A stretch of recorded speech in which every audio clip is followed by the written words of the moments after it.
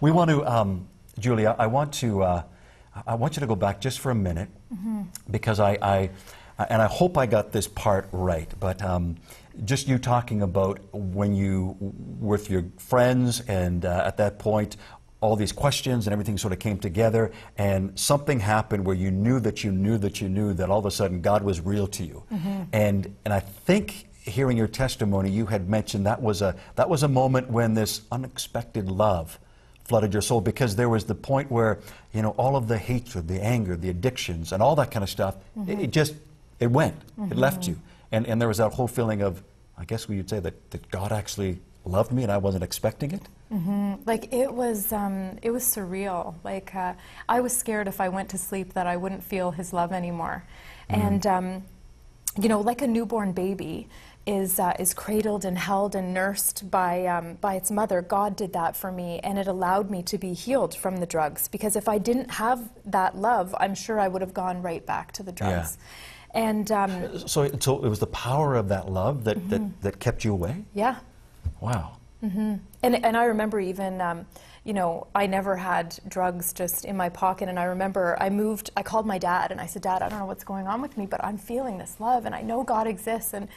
And he's like, you're experiencing God. And I was like, wow, you know, you never told me that you feel this, you feel Him. Yeah. And he's like, I tried. You know, even in the Catholic Church, peace be with you. There's a peace that comes from God. Yeah. And I experienced it. But so my dad, I couldn't be around my friends anymore in that environment. They were swearing at each other, and they couldn't understand what I was going through. And all I wanted to do was read the Bible, pray, and I lost all my friends. My dad and his friends became all my best friends, and I'd go to Bible studies with like 80-year-olds. And so I was one generation to the other. Oh my goodness! But I remember in the bathroom, I like checked in my pocket and I found drugs, and I was like, wow, you know. And I just quickly flushed it down the toilet and done with it. Wow. So like, was it a like a radical transformation? Oh, it was night and day. Like night and day. My friends could not understand what happened to me, and they were like, we want the old Julie back. And I'm like, no way, Jose. Like, I wish this happened to me sooner. Wow, that's amazing. The power of God's love.